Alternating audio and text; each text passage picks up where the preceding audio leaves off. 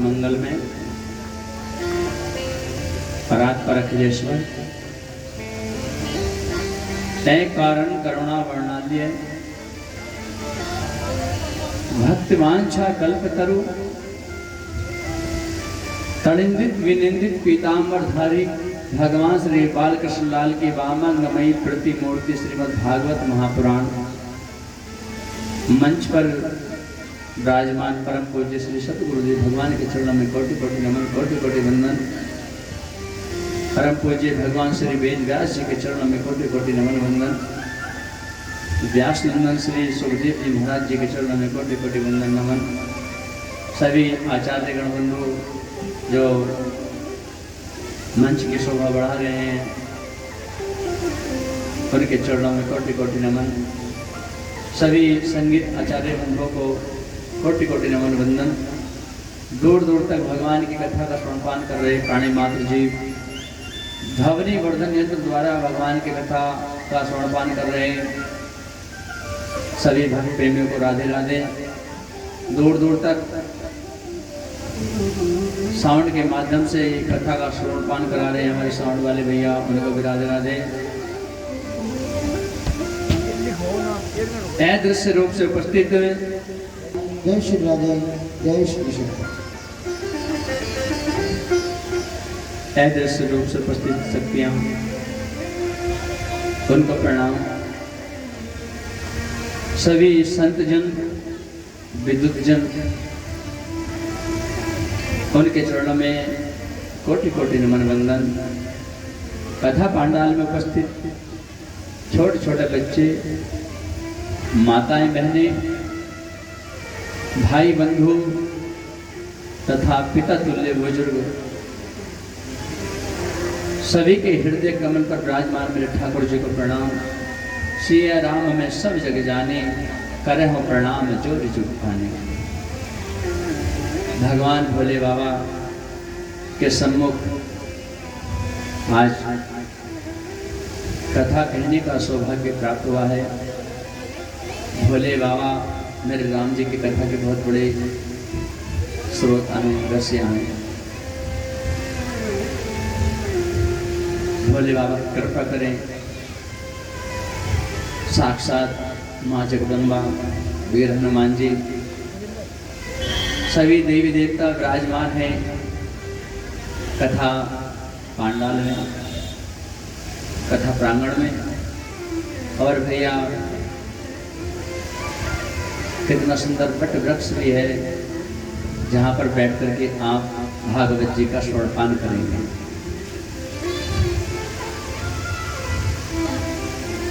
ये जो भागवत जी आप सुनने के लिए जा रहे हैं ना, सोनकादिक 88,000 ऋषि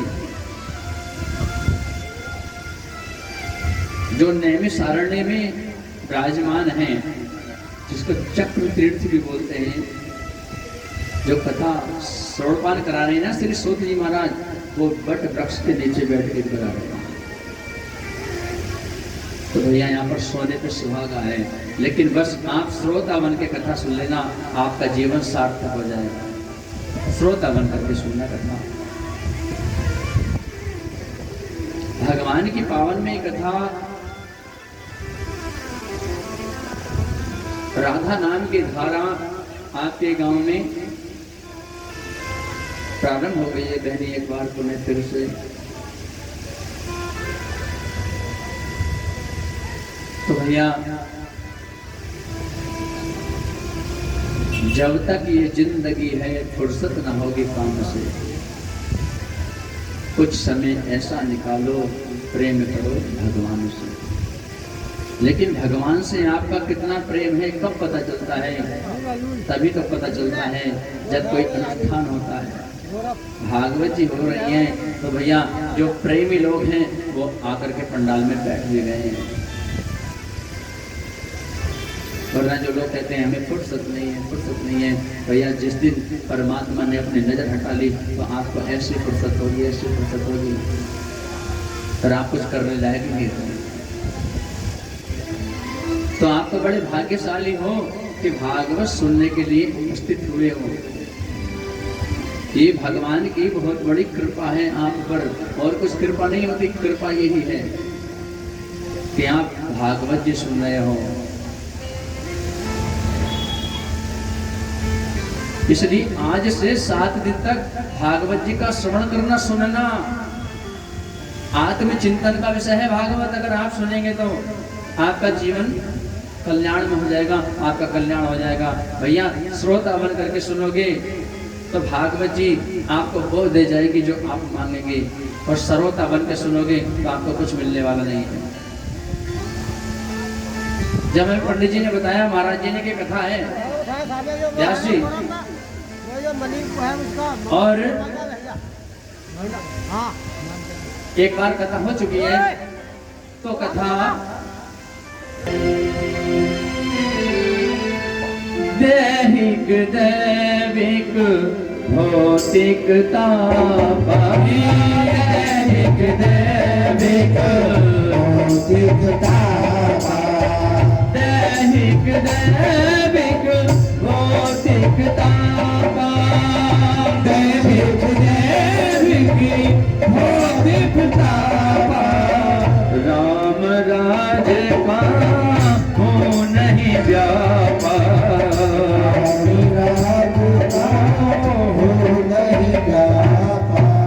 दैहिक ताप, दैविक ताप और भौतिक ताप। दैहिक ताप कौन सा है? जो हमें शरीर के द्वारा कष्ट मिलता है, तो हो गया दैहिक। जैसे भैया कोई भयानक रोग हो जाए शरीर के अंदर, तो ये क्या हो गया? दैहिक। जो हमें शरीर के द्वारा कष्ट मिलता है, ये हो गया दैहिक ताप।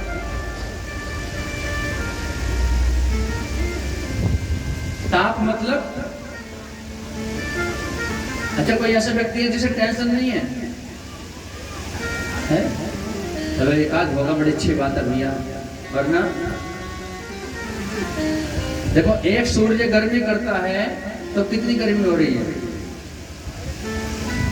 ये एक सूर्य की गर्मी है जो हमसे सही भी नहीं जा रही। और टेंशन, टेन मतलब 10, सन मतलब सूर्य, और जिसके अंदर टेंशन हो तो 10 सूरज की गर्मी उसके अंदर होगी, तो वो कितना परेशान होता होगा भैया जिसे टेंशन होती है। तो टेंशन हर व्यक्ति को चिंता है, चिंता है हर व्यक्ति को। कोई कहेंगे हमें चिंता नहीं है, चाहे भैया पढ़ाई की हो, चाहे नौकरी की हो, माता पिता को बेटे के विवाह की चिंता, किसी को मकान की चिंता। तो ये क्या है भैया? ये दैहिक। और एक होता है भौतिक, जो प्रकृति के द्वारा कष्ट मिलता है। देखो प्रकृति तो क्या है भैया? जब व्यक्ति अपने नियम को नहीं संभाल के चल रहा है, मनुष्य नहीं अपने नियम पर है, तो भैया व्यक्ति, ये प्रकृति भी क्या करेगी बताओ? प्रकृति भी देखो कितना ताप तप रहा है। तो क्या है ये? भौतिकी ताप तो है। ज्यादा गर्मी पड़ने लगे, बरसात आ जाए, बाढ़ आ जाए, तो क्या है? तो इसलिए तापत्रय विनाशाय, 3 प्रकार के ताप में हर व्यक्ति तपता रहता है। कोई तन दुखी, कोई मन दुखी, कोई धन भी नहीं रहते उदास, थोड़े थोड़े सब दुखी, सुखी राम के दास। लेकिन संत कहते हैं कोई तन से दुखी है, कोई मन से दुखी है। किसी को शरीर का कष्ट है तो दुखी है, किसी को टेंशन है वो दुखी है, कोई धन भी न रहे तो उदास, थोड़े थोड़े सब दुखी, सुखी राम का दास। अगर कोई सुखी है तो भैया वो तो भगवान का भक्त है, वही एक सुखी है। वरना किसी न किसी को कोई ना कोई चिंता लगी हुई है। चाहे कितना ही कोई अमीर हो, एक जगह पहुंच गए, एक लाला जी के घर पहुंचे, सेठ जी के भोजन को बुला लिया, तो जाकर के देखा तो मूंग की दाल के क्या फुलका भिगो के खा रहे हैं। अरे भैया करोड़ों की आमदनी रोज की है लाला जी, तो पानी, दाल का पानी पी रहे हो अभी? अरे गुरुजी डॉक्टर ने मना कर रखी है, पनीर खा लिए तो मर जाएंगे। अब बेचारे इतना पैसा होने के बाद भी फिर देखो मूंग की दाल का पानी पीना पड़ रहा है। नहीं तो धन बिन रहे तो दास, थोड़े थोड़े सब दुखी सुखी राम के दास। कबीरा सब जग निर्धना, धनवंता नहीं कोई, धनवंता सोई जानिए, जाको राम नाम धन होए। अगर धनवान है भैया, देखो कमाई कितनी होती है, आप कमाई, बाप कमाई, पाप कमाई, ये तीनों कमाई है, नहीं रहेंगी, पास चली जाएंगी। आप कमाई भी लुट जाएगी, बाप कमाई, बाप कमा के इकट्ठा कर गया, बेटा आया और भैया बेटे ने शराब में उड़ा दी। एक होती है पाप के पैसे की कमाई, पाप कमाई, लेकिन सबसे बड़ी कमाई से राम नाम की कमाई है। ना तो उससे कोई भाई बांट सकता है, ना बाप बांट सकता है। तो जितना कमा लेगा भैया यहाँ भी, जिंदगी के साथ भी और जिंदगी के बाद भी। इसलिए संत गाते हैं क्या, सीताराम सीताराम सीताराम कहिए, सीताराम सीताराम सीताराम कहिए। ओ जाहे विधि रखे राम, ताहे विधि रहिए, जाहे विधि रखे राम, ताहे विधि रहिए। सीताराम सीताराम सीताराम कहिए, सीताराम सीताराम सीताराम कहिए। जाहे विधि रखे राम, ताहे विधि रहिए, जाहे विधि रखे राम, ताहे विधि रहिए। एक आशा राम जी से दूसरी आशा छोड़ दे, आशा राम जी से दूसरी आशा छोड़ दे। एक नाता राम जी से दूसरा नाता छोड़ दे, नाता राम जी से दूसरा नाता छोड़ दे। विधि का विधान जान, हानि लाभ सही है, हानि लाभ कहिए। चाहे विधि रखे राम, चाहे विधि रहिए, चाहे विधि रखे राम, चाहे विधि रहिए। तो इसलिए भैया राम नाम की कमाई ना तो चोर लूट सके, ना कोई बांट सके। इसलिए जिसने जितनी कमा ली तो भैया वो वही साथ हो जाएगी, वरना ये सारी कमाई यहीं की यहीं रह जाएंगी, सब लुट जाएंगे। 3 प्रकार के ताप व्यक्ति भोगता है और 3 प्रकार से व्यक्ति पाप करता है। पाप भी 3 ही प्रकार से करता है, मनसा वाचा और कर्मणा। मन के द्वारा पाप, वाणी के द्वारा किसी को गाली देना ये भी तो पाप ही है, किसी के बारे में गलत सोचना ये भी पाप है। और कर्मणा, भैया जा रहे हो रास्ते में चलते चलते जाने कितनी चींटी हमसे मर जाती है, तो ये भी तो एक पाप है, इसका दोष हमें लगता है। लेकिन इन सब दोषों को दूर करने की सामर्थ्य अगर है तो वो किसमें, श्री कृष्णाय वयम नमः, तापत्र विनाशाय श्री कृष्णाय वयम नमः। जिन भगवान की शरण ग्रहण करने मात्र से, जिन भगवान की शरण आने मात्र से ही सारे पाप नष्ट हो जाते हैं, तो भैया ऐसे भगवान श्री कृष्ण को हम प्रणाम करते हैं। बोलो बाकी हरि लाल की, श्री कृष्णाय वयम नमः। तो भैया आप भगवान की शरण में आ जाएं, तभी आपका कल्याण है। और भैया इतने दयालु है मेरे भगवान, एक बार आकर के तो कह दो प्रभु हम तुम्हारे हैं और तुम्हारे शरण में आ गए, तो सारे पापों को क्षमा कर देते हैं। संसार का जो जीव है वो बुराइयों को देखता है, लेकिन परमात्मा क्या उसकी 1,00,000 बुराइयों को नहीं देखेंगे, एक अच्छाई को भगवान अपना लेंगे। अगर भगवान से कह दिया कि प्रभु मैं आपकी शरण में आ गया हूँ, मैं आपका हो गया हूँ, अब मैं कोई पाप नहीं करूँगा, तो भगवान उसे अपनी गोद में ले लेते हैं। और जिसे भैया भगवान ने अपनी गोद में ले लिया, फिर वो पवित्र नहीं होता, वो पवित्र हो जाता है। तो कोशिश क्या करो, परमात्मा के शरण में जाने की कोशिश किया करो भैया। ये संसार के लोग हैं, ये सब रिश्ते स्वार्थ के हैं, मतलब के हैं, लेकिन भगवान से अगर आपने रिश्ता बना लिया, दुनिया से रिश्ते बनाओगे तो धोखे ही खाओगे, दुनिया से रिश्ते बनाओगे तो धोखे ही खाओगे। रिश्ता मेरे ठाकुर से बना लो, कसम से मौज उड़ाओगे, मौज उड़ाओगे। ताली बजाया करो, थोड़ी जोर से बजा लिया करो, शर्माओ मत। तो रिश्ता भगवान से बनाओ।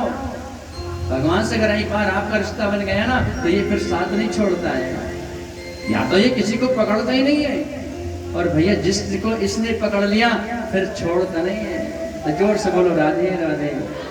तो ऐसे भगवान को हम बार बार प्रणाम करते हैं, जिन्होंने हमें सुंदर मनुष्य जीवन दिया, हमें मानव बनाया है। क्या बनाया है? मानव मनुष्य बनाया है भगवान ने हमें। लेकिन भैया भगवान ने 2 पैर का बना करके हमें भेजा, मनुष्य बड़ा सुंदर, लेकिन हम 4 पैर के बने घूम रहे हैं। तुम में और पशुओं में अंतर क्या है?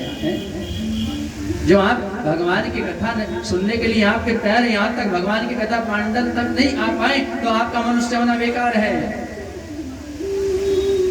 भैया अगर आप खाने कमाने में सोने में ही जीवन को अगर व्यर्थ कर रहे हो तो देखो, खाने की बात है, भोजन पशु भी खाते हैं, भोजन आप भी करते हैं, सोते पशु भी हैं, सोते आप भी हैं, बच्चे पैदा पशु भी करते हैं, आप भी करते हो, तो तुम में और पशु में कोई अंतर नहीं है। भगवान ने तुम्हें सुंदर मानव जीवन दिया है। जा, एक बार फिर मैं तुझे मौका देता हूँ इस 84 के चक्कर से छूटने का।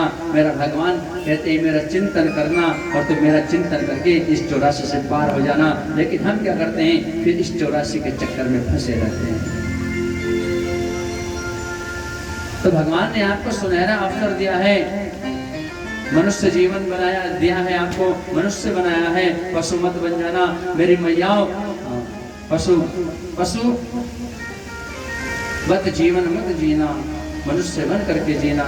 जरा अपने जीवन को संवार लो। जोर से बोलो राधे राधे। तो भागवत के प्रधान देव भगवान श्री कृष्ण हैं, इसलिए श्री कृष्णाय वयम नमः, भगवान श्री कृष्ण को हम प्रणाम करते हैं। जोर से बोलो राधे राधे, थोड़ी और जोर से बोलो। और आज श्री सुखदेव जी महाराज जी का वंदन करते हैं। श्री सूत जी महाराज, श्री सुखदेव जी ऐसे संत हैं जिन्होंने जन्म लेते ही संन्यास ग्रहण कर लिया और वन को चले गए। वेद व्यास जी पीछे पीछे जा रहे हैं, बेटा रुको, लेकिन नहीं रुकते हैं। ऐसे दिव्य संत श्री सुखदेव जी महाराज हैं जिन्होंने भागवत जी का जन जन में प्रचार प्रसार किया है। अब आइए देखिए, एक स्थान है नैमिषारण्य, सुना होगा नाम आपने, नहीं सुना? नैमिषारण्य स्थान है जहां पर ये कथाएं होती रहती हैं निरंतर, जिसे चक्र तीर्थ भी बोलते हैं। अगर आपको थोड़ा समय से आ जाते ना तो पूरी आपको ये कथा सुना देते हैं चक्र तीर्थ की। लेकिन इतना है कि चक्र तीर्थ में नैमिषारण्य स्थान में आज भी कलयुग नहीं व्यापता। वहां पर धर्म की चर्चाएं, भगवान की कथाएं निरंतर चलती रहती हैं। तो नैमिषारण्य स्थान पर सौनकादिक 88,000 ऋषि रहते हैं, विराजमान हैं। सभी ऋषि संत हैं, गृहस्थी संत। अब स्नान ध्यान करके नित्य प्रति भगवान का भजन करते हैं, कीर्तन करते हैं, भगवान के नाम की कथाओं का श्रवणपान करते हैं। अब एक दिन की बात है, 1 वर्ष का सत्संग चला है, लगातार 1 वर्ष का। तो एक दिन प्रातःकाल उठ करके बैठे, तभी उन संतों के बीच में एक संत आ गए जिनका नाम है श्री सूत जी महाराज। बोले श्री सूत जी महाराज की। श्री सूत जी महाराज आए और देखा सूत जी महाराज जी की उम्र ज्यादा नहीं है, मात्र 16 वर्ष। 16 वर्ष की आयु के श्री सूत जी महाराज हैं। और जो संत बैठे हैं कई हजार वर्ष आयु के, कई लाख वर्ष की आयु के संत बैठे हैं। और जब सूत जी महाराज आए तो उन्हें देख करके खड़े हो गए। इतनी बड़ी बड़ी आयु के संत खड़े हो गए उन्हें देख करके। सूत जी महाराज बोले, अरे प्रभु महाराज, हे संतो, अरे आप मुझे देख करके खड़े क्यों हो गए? मैं तो आपसे उम्र में बहुत छोटा हूँ, तो क्यों खड़े हो गए? तो यहाँ पर कहते हैं संत कहते हैं, सूत जी महाराज, शास्त्र कहता है धन वृद्धा बल वृद्धा आयु वृद्धा इष्टतैव च ते सर्वे अपि ज्ञान वृद्धाश्च किंकरा शिष्य किंकरा। धन वृद्धा बल वृद्धा आयु वृद्धा इष्टतैव च। बड़ा कौन है? यहाँ पर सूत जी महाराज जी से संत कहते हैं बड़ा कौन है? क्या जो धनवान है वो बड़ा है? थोड़ा बोल जरा भैया, धनवान बड़ा होता है? हाँ या ना? धनवान बड़ा होता है? अच्छा नहीं, तो बलवान बड़ा होता है? जो जिसके पास ज्यादा बल हो वो बड़ा है। अच्छा, आयु वृद्धा, तो जो आयु में बड़ा है वो बड़ा होता है? क्यों भैया? आयु वाला बड़ा होता है? और कौन होता है फिर? हैं? कौन? बताओ बताओ, किसने बताया? क्या बताया? हाँ, ताली बजाओ भैया के लिए। ते सर्वे अपि ज्ञान वृद्धा। हाँ भैया, ना तो बलवान बड़ा, एक ना एक बलवान बाहर मिल जाता है। धनवान भी है, एक से एक बड़े बड़े हैं। और आयु, उम्र तो हो गई महाराज 80 वर्ष की, और बात करते हैं 10 वर्ष वाली। तो ते सर्वे अपि ज्ञान वृद्धा, बड़ा कौन है? जो ज्ञान में बड़ा है वो बड़ा है। इसलिए सूत जी महाराज, आप हम में ज्ञान में सब में बड़े हो, ज्ञानी हो। आप जो मनुष्य है, मनुष्य के अंदर जो ज्ञान का प्रकाश भरा हुआ है, उस प्रकाश को दूर करने के लिए आप सूर्य के समान हो, इसलिए आप ज्ञान में बड़े हो। तो सूत जी महाराज बड़े खुश हुए।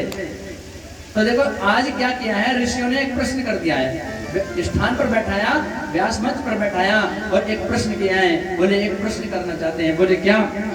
कृष्णम प्राप्ति करम शाश्वत साधनम तदाधुना। हम आपसे ऐसी कथा सुनना चाहते हैं, हमें ऐसी कथा सुनाए जिससे संसार के लोगों के कष्ट की निवृत्ति हो जाए और भगवान के चरणों में उनका प्रेम हो जाए। कोई ऐसी कथा सुनाओ। तो देखो एक बात आपको यहाँ सीखने के लिए मिल रही है, सुन लेना। अगर आपके घर पर दरवाजे पर संत आ जाएं, तो सबसे पहले क्या पूछना चाहिए संत जी से? कैसा सवाल करना चाहिए? संत आ जाए, गुरु आ जाए, ब्राह्मण आ जाए, तो क्या आपको सबसे पहला क्या प्रश्न करना चाहिए उनका सत्कार करने के बाद? क्या भैया, हम गृहस्थी लोग हैं और क्या प्रश्न कर सकते हैं? अरे गुरुजी जरा देखो मेरा हाथ की रेखा देख कर बता, नौकरी कब लग रही है? 80 वर्ष की अम्मा भी हाथ दिखाएगी, देखो कितनी और जूंगी। तो यही प्रश्न तो पूछते हैं। हाँ, बहू के पोता कब होगा महाराज, जरा देखियो। ये प्रश्न तो करते हैं हम लोग, लेकिन संत कहते हैं अगर आपके दरवाजे पर संत आ जाएं, तो देखो संतों का क्षण और अन्न का कण कभी व्यर्थ नहीं जाना चाहिए, क्योंकि संतों का पता नहीं कितनी देर रुके, 2 मिनट रुके, 4 मिनट। और जो सिद्ध उच्च कोटि के संत होते हैं ना, वो एक स्थान पर ज्यादा देर नहीं रुकते। ध्यान देना, वो ज्यादा देर नहीं रुकते, क्योंकि भैया आपने देखा होगा, हाँ, जिस जगह का पानी बहता नहीं है ना, रुका हुआ होता है, तो वो गंदा हो जाता है, सड़ने लगता है। एक जगह रुका हुआ पानी सड़ने लगता है। संत भी जिस प्रकार से नदी बहती जाती है ना, तो संत भी एक स्थान पर नहीं रुकते, जो सिद्ध उच्च कोटि के होते हैं। इसलिए संतों का क्षण और अन्न का कण कभी बर्बाद नहीं करना चाहिए। संत आए तो संतों से या गुरु के पास जाकर के एक ही सवाल करें, क्या कि भगवान की प्राप्ति कैसे हो, भगवान के चरणों में हमारा मन कैसे लगे, यही प्रश्न करना चाहिए। लेकिन भैया हम संसार का प्रश्न करते हैं, बहू के पोता कैसे लगे। और अन्न का कण, भैया अन्न का कण भी हमें बर्बाद नहीं करना चाहिए। आजकल तो बहुत हो रहा है। तो देवेंद्र भैया वो सिस्टम चलता है, कौन सा सिस्टम है? हाँ, डोंगा सिस्टम सब चलता है ना, वो खड़े होकर खाते हैं। सभी खाते हैं खड़े होकर के डोंगा सिस्टम में। सबसे ज्यादा अन्न बर्बाद अगर कर रहा है तो इस भोजन में कर रहे हैं, डोंगा सिस्टम में कर रहे हैं। प्लेट भर के महाराज ले लेंगे, 1 चम्मच खाया 2 चम्मच खाया, अच्छा ले चल कूड़ेदान में। सबसे ज्यादा अन्न की बर्बादी हो रही है। और तो और भैया खाते हुए कैसे लगते हैं, पशु जैसे लगते हैं। पशुवृत्ति तो ही है। लखपति भी जाके कहेगा अरे भैया 1 रोटी दे दिए। भोजन तो बैठ करके होना चाहिए भैया, लेकिन क्या है पश्चिमी सभ्यता को देख देख करके हमने अपनी सनातन की सभ्यता को भुला दिया है। सनातन धर्म की जो संस्कृति है उसको हम लोग भुलाते चले जा रहे हैं और पश्चिमी सभ्यता की संस्कृति को अपना रहे हैं। इसलिए भैया तो प्रश्न कर दिया क्या कि कोई ऐसी कथा सुनाओ जिससे संसार के जो जीव हैं इसका मन भगवान के चरणों में लग जाए और भगवान से इसको प्रीति हो। क्योंकि आजकल का जीवन है भैया, मनुष्य का जीवन कैसा है, हमारा तुम्हारा जीवन कैसा है, पानी के जैसा बुलबुला है, पता नहीं कब पटक जाए। कोई गारंटी थोड़ा ही है कि 100 वर्ष जिएंगे 80 वर्ष जिएंगे हम। काल व्याल मुख ग्रास त्रास निर्णास हेतवे, काल व्याल मुख ग्रास त्रास निर्णास हेतवे। हम काल के मुख में बैठे हुए हैं 24 घंटे। काल क्या, एक अजगर, काल को अजगर की संज्ञा दी गई है। हम एक अजगर के मुख में बैठे हैं और भैया पता नहीं वो काल रूपी अजगर कब मुख बंद कर लेगा, कब राम नाम सत हो जाए, कोई गारंटी है क्या? हम आपसे कहें भैया भगवान का भजन करो, अभी से कर दो, पहले बुढ़ापे में कर लेंगे। भैया एग्रीमेंट लिखा के लाए हो क्या बुढ़ापे का, कि बुढ़ापा आएगा? कोई गारंटी कार्ड आपके पास नहीं कि बुढ़ापा आएगा ही आएगा। इसलिए सावधान हो जाओ। हम काल के मुख में बैठे हुए हैं, पता नहीं कब उसने अपना मुख बंद कर लिया और भैया हम सोचते ही रह जाएं। सज धज कर जिस दिन मौत की,